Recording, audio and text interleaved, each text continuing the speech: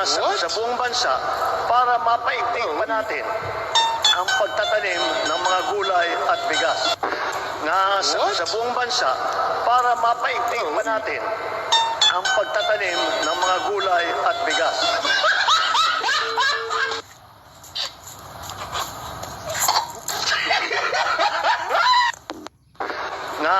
Sa buong bansa para mapaigting pa natin ang pagtatanim ng mga gulay at bigas.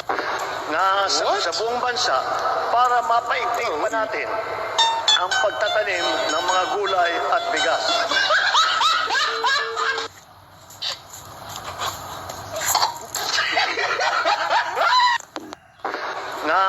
Sa buong bansa para mapaigting pa natin ang pagtatanim ng mga gulay at bigas. Sa buong bansa para mapaigting pa natin ang pagtatanim ng mga gulay at bigas.